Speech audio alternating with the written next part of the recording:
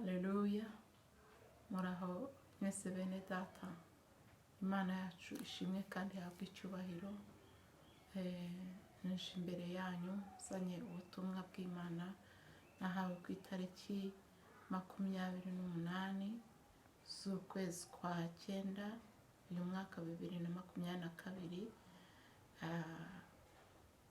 Reka rero mbere yo kugira ngo dutange ubutumwa tubanze dusenga Imana.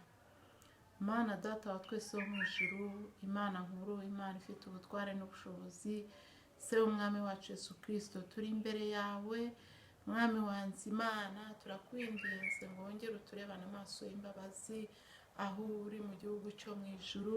Tugiye kuvuga ibyawe Uwiteka Imana nyiringabo, ariko ntaba ari twe ahubwo izina ryawe rihabwe icyubahiro. Nyemerera rero ubutumwa bugiye gusohoka Mana yanjye bushyigikire kandi ureke bugere ko bugenewe kugeraho, buhindure byinshi, abantu babwumvire, nibamara kubwumvira mwami bahinduke kandi bahindukire, nibamara guhindukira bahindura abandi. Twemerere rero nk'uko waduhaye umwana wa Yesu Kristo akatubera umwami n'umucunguzi w'ubuzima bwacu n'ubugingo.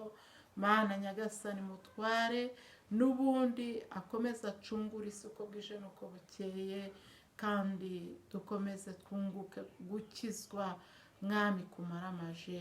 Ni mu izina rya Yesu Kristo umucunguzi niho mbisabye nizeye, amen.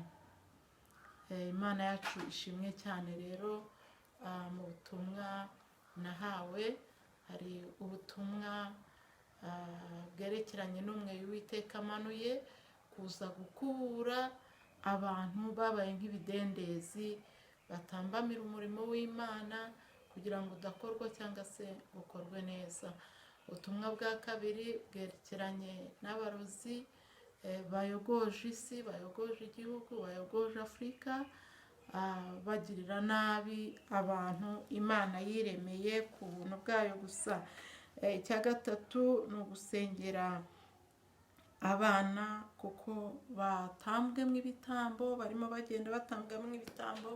Hari ubutumwa nigeze gutanga mu minsi yashize buvuga ngo babyeyi musengere abana banyu, harimo ababubonye harimo abatarabubonye, ariko ni ukuvuga ngo bwari burimo babwira ibyiciro by'abana uko abana bameze, kandi bababwira ko impfu zugarije zitunguranye. Ababwumvise wenda barasenze, abatarabwumvise bumvireho kuri ubu ngubu. Hanyuma ubwa kane ni uburyo bwo kugira ngo dusenge Imana dukuzeho impanuka z'abantu batambwe b'ibitambo muri izi mpera z'umwaka. Imana yashimwe kandi ihabwa icyubahiro. Reka rero dutangire ubutumwa dusoma ijambo ry'Imana riboneka mu gitabo cya Nahumu. Ni ibice bitatu. Nahumu ibice bitatu, turahera ku murongo wa 4. Nahumu ibice bitatu turahera ku murongo wa 4. Ibyo byose byatewe n'ubusambanyi bukabije bwa maraya bakundwaga, umurozikazi w'umuhanga ugura amoko ubusambanyi bwe, akagurisha n'imiryango uburozi bwe. Dore ndakwibasiye ni ko Uwiteka nyiringabo avuga, nzakubeyurira inkanda yawe mu maso hawe, kandi nzereka amoko ubwambure bwawe n'amahanga nyereka ibiteye isoni byawe, kandi nzakujugunyaho ibihumanya bisangwa urunuka nkugayishe, kandi nzaguhindura igishungerwa. Nuko abakureba bose bazaguhunga bavuge bati Niniwe hararimbuwe, ninde uzaharirira? Nzagushakira he abakumara umubabaro? Imana yacu ishimwe cyane. Iri ni ijambo rijyanye n'ubu butumwa bigaragaza ko Uwiteka ari gushaka guhanira mu ijambo, kandi abarwanya Imana abo ngabo bose akaba Imana nayo ikaba ihagurukiye kubarwanya. Rero tugiye ku butumwa bwa mbere buvuga umweyo umanuwe n'Uwiteka Imana. nari nicaye ndi mu mirimo isanzwe, hanyuma ngiye kubona mbonye umweyo ukuze mu ruhande rwanjye rw'iburyo. Nditegereza, mu gihe nkitegereza numva ijwi rivuga ngo manuye umweyo kugira ngo nkubure abantu bigize ibidendezi. Hakoreshejwe ijambo ryitwa kuha, nuhe abantu bigize nk'ibidendezi mu murimo wanjye, barwanya umurimo kugira ngo udakorwa cyangwa udakorwa neza. Ahangaha iyo tuvuze umurimo abantu bumva mu rusengero, ariko nagira ngo mbabwire ngo imirimo yose ikorwa burya ni imirimo y'Imana, kubera ko Imana irema umuntu, yaravuze ngo tureme umuntu ase natwe, hanyuma akorere isi, ayitegeke kandi acunge ibiyirimo. Bivuze rero ngo gutegeka isi no gucunga ibiyirimo ni umurimo w'Imana. Ntuzabigereranye rero no kuvuga ngo ni umurimo mu rusengero, kuko abava mu rusengero, ababa mu rusengero ni nabo baba mu mirimo isanzwe. Umuntu ava mu rusengero akagenda akaba ari umukozi wo mu rugo, umuntu ava mu rusengero akaba ari umudozi udoda imyenda, umuntu ava mu rusengero akaba ari umukozi ukora mu biro runaka. Ibyo rero mujye mumenya neza ko aho Imana yabashyize ariyo igomba no kumenya neza uko mubaho n'ibyo mukora, kandi mutabikora neza igahana. Niyo mpamvu umweyo uje uziye abantu bose. Mu gihe gishize natanze ubuhamya, Imana yampaye ubutumwa buvuga ngo geramo ku bantu bose. Imana izanye geramo, bivuze ngo akebo wagereyemo Uwiteka Imana niko nawe aje kukugereramo. Rero ni ukuvuga ngo muri iki gihe bwo amanuye umweyo, kubera ko yabonye ko ubutumwa buri kugenda buhita bubwira abantu, bubaburira, ntacyo bwakoze. Niyo mpamvu azanye uwo mweyo. Tugiye ku kidendezi, abantu benshi bazi ibidendezi ibyo ari byo. Ni amazi yaretse ahantu, nk'igihe imvura yaguye, imvura igahita, amwe agashoka akagenda, ariko andi agasigara aho ngaho.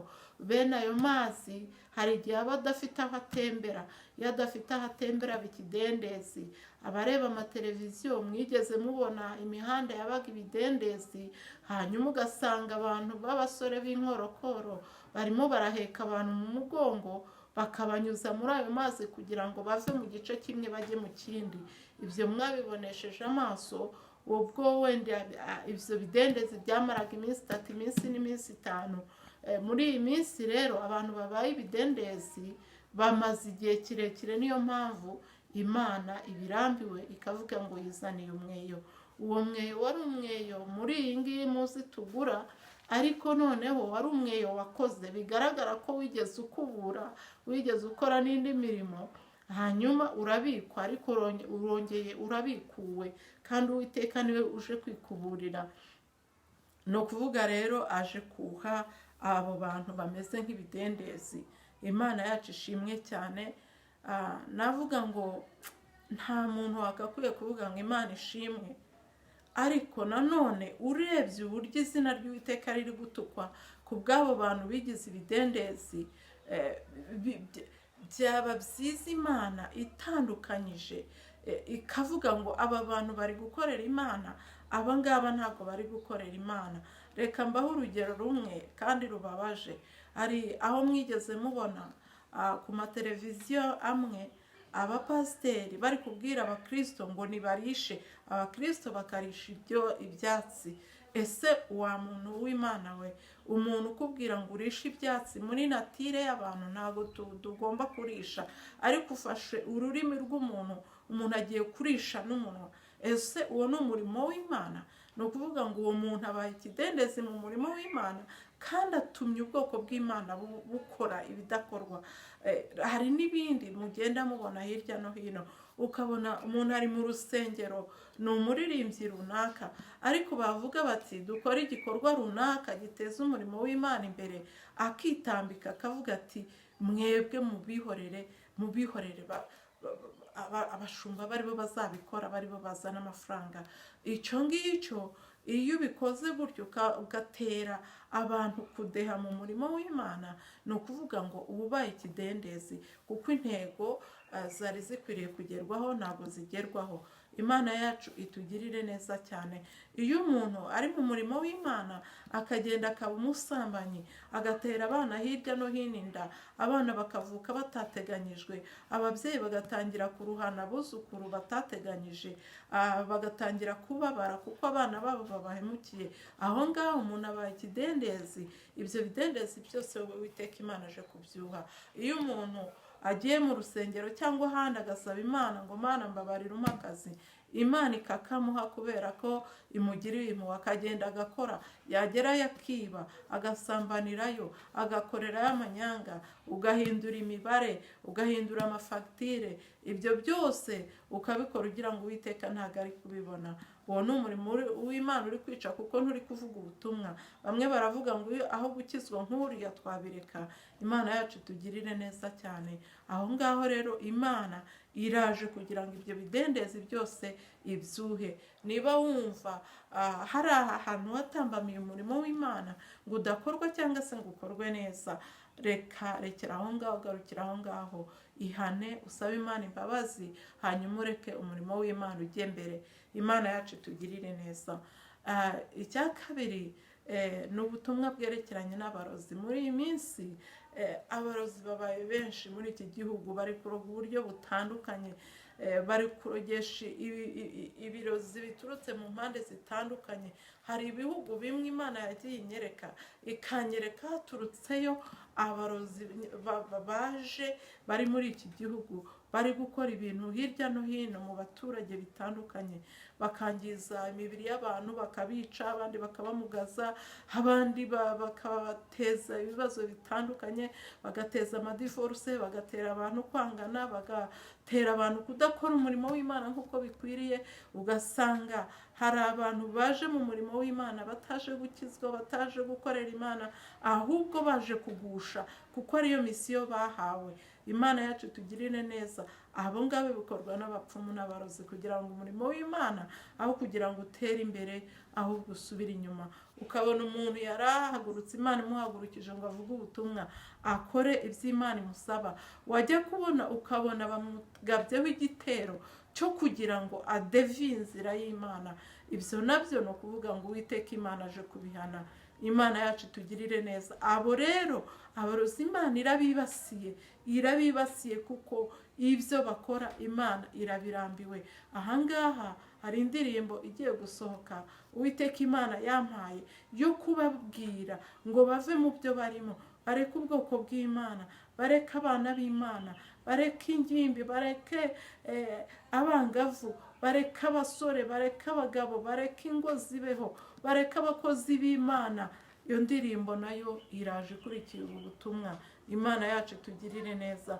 Nagira ngo rero abakora ibyo ngibyo nimurekeraho, kuko imirimo yanyu nta kizabamarira usibye kubangiza mwebwe ubwanyu. Dore icyo Uwiteka Imana bakoreye, abateje ubukene kugira ngo mutazongera no kubona uburyo mutambaho ibitambo abantu b'Imana. Kandi ubwo bukene buraje kugira ngo mumenye yuko ari ikimenyetso Uwiteka Imana abahaye, kuko mwanze kumwumvira kandi muri gukomeza kwangiza ubwoko bw'Imana. Imana yacu tugirire neza cyane. Hanyuma ku bana bari mu mashuri, abana bari mu mashuri nabo umwanzi abagabyeho ibitero byo kugira ngo abana babure ubwenge, bwo kugira ngo abana batumvira, bwo kugira ngo abana badakanguka ngo bagere ku ntumbero Imana ibafiteho, ngo bagere kuri misiyo bagomba gukora ku isi. Barashaka ko abana bagarukira mu nzira batageze kuri destiny yabo. Imana yacu tugirire neza. Nabonye umwana umwe, mbona Satani amukoreye ikintu kibi, amwohereje ikuzimu, agenda acuramye. Ariko mbona umuntu yasaga hari n'uwari wabimenye ko bigiye gukorwa, ahita amuramira, aramucurukura, arongera aramugarura. Bigaragara yuko dusenze Imana, bariya abana bacu, abana bagarukira Imana, bahindukirira Imana, bamubona bajya mu biyobyabwenge, babiroshye mu busambanyi, aba bari gukora ibikorwa bibi, ntabwo mu by'ukuri ari imitima yabo, ahubwo ni ukuvuga ngo aba barozi n'abapfumu bafite uburyo bari gukora kugira ngo bangize abana bari bafite destiny imbere, bari bafite misiyo bazakora ku isi, bari bafite misiyo bazakora mu gihugu, bari bafite misiyo bazakorera umuryango, imiryango ikaba myiza, igihugu kikaba cyiza, isi ikaba nziza. Noneho abanzi bagashaka kubacurika kugira ngo iyo misiyo itazagerwaho. Imana yacu tugirire neza. Ababyeyi musenge, musengera abana mushyizemo imbaraga, kandi Uwiteka Imana azatwumva. Hanyuma ikindi cyerekeranye na agisida, ndatanga ingero zigera muri eshatu cyangwa enye. Imana uburyo yabinyeretse, Imana yanyeretse inshuro zigera muri eshatu, mbona imodoka yikaraze nk'uruziga, nk'idenesi. Muzi ukuntu idenesi rimeze, niba navuga ngo muzi kwikaraga icyo bisobanuye, kwikaraga ikintu kikikaragiraho cy'ubwacyo, kikikaraga. Ibyo mbibona inshuro zirenze imwe. Ndavuga nti Mana, ibi bisobanuye iki kugira ngo imodoka yikarage kuriya? Inshuro ya kabiri nagiye kubona mbona bafashe ifoto y'umuntu, bayishyira kuri ibi bimodoka birebire, ibi bimodoka mubona binini bitwara abantu benshi, bayibambaho hariya imbere.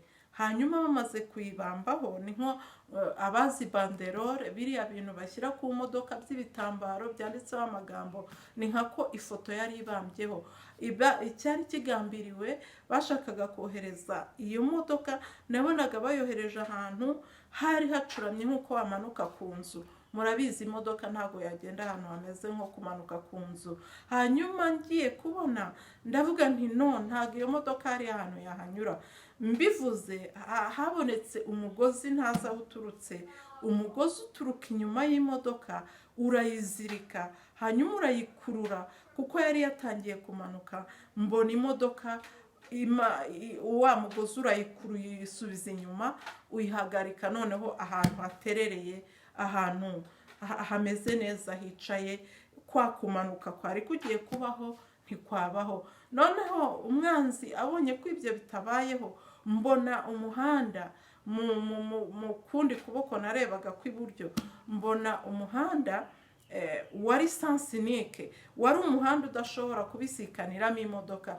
Nuko nitegereje neza, mbona Satani ari kohereza iyo modoka ahantu hari guturuka indi modoka isa n'iyo kandi bingana, kugira ngo bihure, bihite bikora impanuka, bihure wa muntu, bimuhurizemo. Kuko niba ari ifoto bashyizeho, imodoka zigakora agisida zigahura, ni ukuvuga ngo wa muntu ziramukandiramo. Hanyuma ngiye kubona, mbona iyo modoka rwose iriteguye, yageze muri uwo muhanda, ariko wa mugozi wari ufashe iyo modoka yari irahundi, utuma iyo modoka itideplasa, yanga kujya muri wa mukono wa muhanda. Nuko yayindi goma hahandi ihagaze ntiyahavuye. Kandi cyagaragaraga, ninjye wabibonaga, n'uwari utwaye imodoka ntabwo yabonaga ko ibyo bintu biriho, ntabwo yabonaga iriya modoka, ntiyanabonaga hariya ahantu hari hacuramye, ntabwo yabonaga ko biriho. Yari atwaye azi yuko ari gutwara mu muhanda muzima. Imana yacu tugirire neza. Hanyuma icya gatatu, nabonye igikamyo, ibi bikamyo bitwara amabuye. Hanyuma mbona gihagaritswe ku musozi. Ni ahantu rwose ubusanzwe uko mpazi nta muhanda uhari, ariko ni umusozi uhanamye utagendaho imodoka. Hanyuma kugira ngo iyo modoka igendemo, nuko bawusatura, bagakoramo wa muhanda usa naho uri munsi y'ubutaka. Niko aho hantu wahakora umuhanda. Hanyuma ngiye kubona, mbona no ku ruhande hari abantu barahari, ntibazi yuko niyo modoka ihari. Ariko nza kubona umuntu w'umugore, yari ari mu kabande, niwe wari uri guteza iyo mpanuka.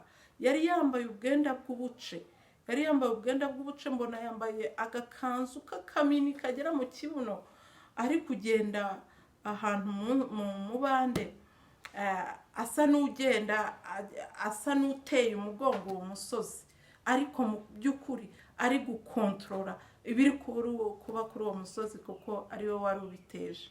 Hanyuma ngiye kubona mbona ya modoka itangiye guhaguruka.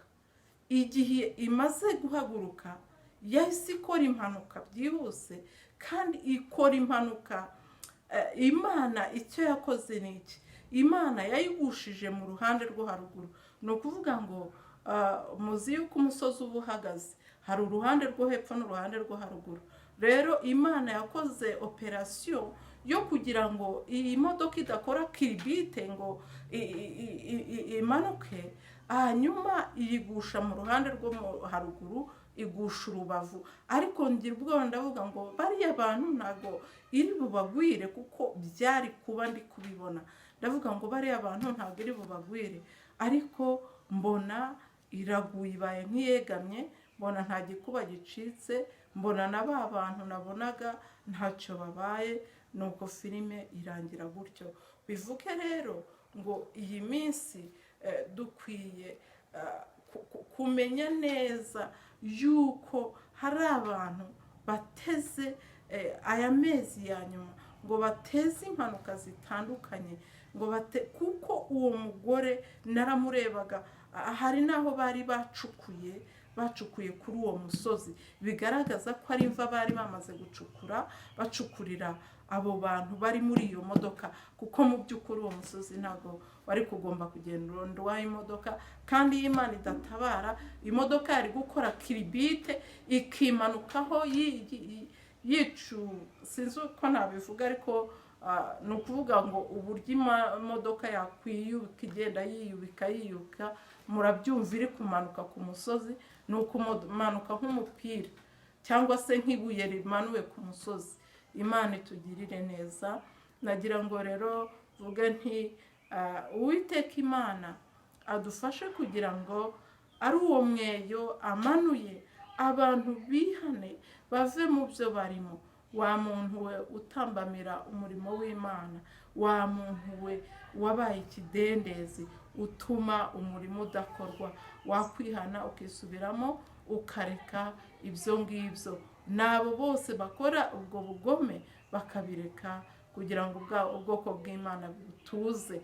Ibyo byose biri gukorwa kugira ngo Imana abantu yiremeye babeho mu mahoro, mu mutuzo, babeho bayishima kandi bayubaha, babeho bayikorera kandi bishimiye ibyo iri gukora mu isi n'uburyo iri kubarinda, bativovotera Imana, badatuka Imana kubera ko bahuye n'ibibi, ahubwo Imana ikabona hari uburyo biri kugenda nk'uko yibyifuza ko bigenda, n'abantu bakabona yuko hari ukuboko kw'Imana kuri muri bo, aho kugira ngo umwanzi ahagurukire kubarwanya.